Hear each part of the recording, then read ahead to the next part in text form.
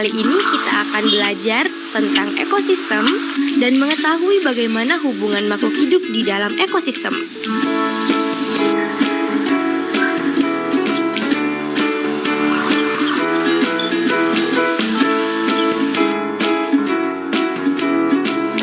Mari kita memahaminya dengan membuat miniatur ekosistem. Sebelum kita mulai membuat miniatur ekosistem, tahukah Sobat X-Science apa itu ekosistem?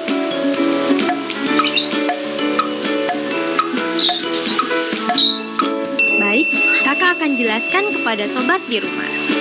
Ekosistem adalah hubungan saling ketergantungan antara makhluk hidup dan lingkungannya.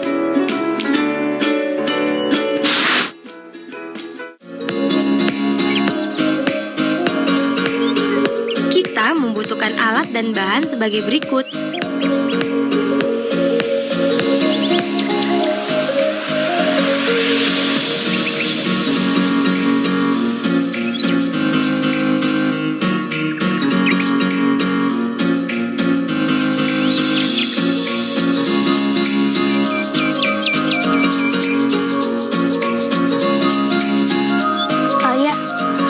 Ayo kita buat miniatur ekosistem hutan. Ayo, kita ngapain dulu nih? Pertama, kita warnain sungainya dulu.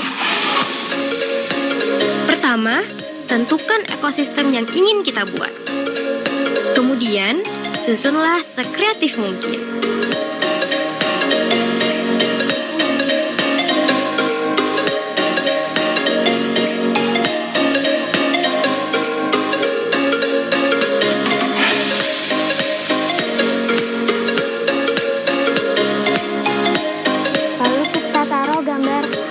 Berikutnya, susunlah ornamen-ornamen miniatur hewan dan tumbuhan yang mendiami ekosistem tersebut. Adik-adik tunggu dulu. Sebelum kita masuk ke tahapan meletakkan ornamen hewan dan tumbuhannya, adik-adik harus tahu dulu nih, bagaimana hubungan interaksi makhluk hidup dalam suatu habitat yang mendiami suatu ekosistem. Pertama, hubungan mutualisme. Mutualisme adalah bentuk hubungan antar makhluk hidup yang saling menguntungkan satu sama lain. Contohnya adalah bunga dengan kupu-kupu. Mengapa sih bunga dan kupu-kupu disebut saling menguntungkan?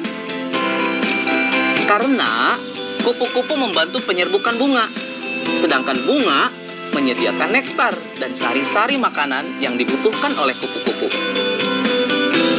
Yang kedua, parasitisme. Apa itu parasitisme? Parasitisme adalah bentuk hubungan yang merugikan yang dialami oleh salah satu organisme makhluk hidup, sedangkan yang lainnya diuntungkan. Apa sih contohnya? Contohnya adalah benalu dengan tumbuhan inangnya. Benalu dapat mengganggu keberlangsungan hidup inangnya, bahkan dapat mengakibatkan inangnya tersebut mati. Hal ini disebabkan karena benalu tumbuh dan berkembang dengan mengambil zat-zat makanan yang bersumber pada inangnya, sehingga tumbuhan inang tersebut akan kekurangan nutrisi pada pertumbuhan. Berikutnya yang ketiga adalah komensalisme. Komensalisme merupakan hubungan antar organisme. Salah satu diuntungkan, namun yang lainnya tidak dirugikan dan tidak pula diuntungkan. Contohnya, ikan ramora kecil yang menempel pada ikan hiu. Bagaimana sih hubungan antara ikan ramora kecil dan ikan hiu? Ikan ramora akan selalu mengikuti dan berlindung di bawah tubuh ikan hiu, sehingga ia akan mendapatkan keuntungan berupa perlindungan dan makanan yang berasal dari sisa-sisa makanan dari ikan hiu. Sedangkan pada pihak ikan hiu tidak mendapatkan kerugian dan keuntungan apapun dari perilaku ikan ramora tersebut. Nah, bagaimana Sobat X-Sense? Sudah siap untuk lanjut ke tahap berikutnya? Yuk, Mari kita pasang ornamen tumbuhan dan hewannya dengan memperhatikan hubungan interaksi makhluk hidup di dalamnya.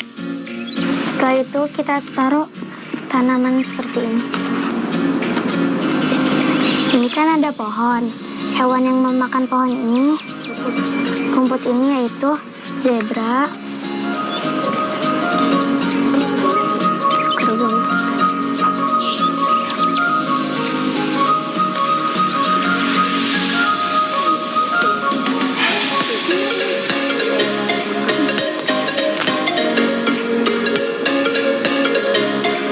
Setelah itu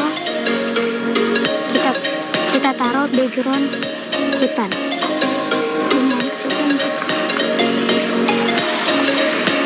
Setelah itu Pastikan di sana terjadi hubungan yang setimbang dalam interaksi ekosistem yang kita buat.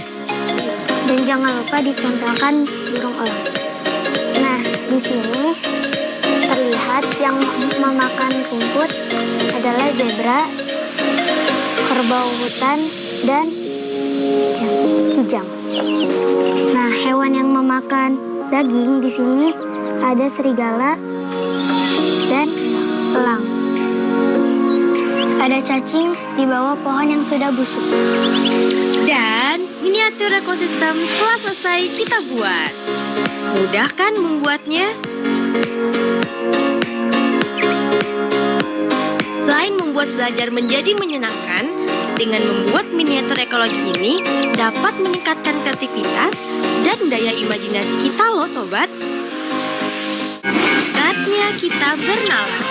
Yuk, mari kita bernalaria. Saatnya Sobat X Science menjawab pertanyaan nalaria berikut. Ilustrasi berikut menunjukkan hubungan antar makhluk hidup di suatu ekosistem. Bacalah dengan teliti ya. Di suatu ekosistem, ada beberapa ekor hewan A yang suka memangsa hewan B. Sementara, hewan D menjadi mangsa hewan C. Daun sawi berlubang-lubang karena dimakan hewan D. Pada saat tertentu, seekor hewan E mengitari tempat tersebut untuk memangsa hewan A. Hewan C juga adalah makanan favorit hewan A.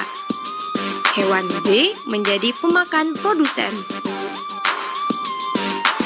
Berikut ini yang merupakan bagan jaring-jaring makanan berdasarkan ilustrasi di atas adalah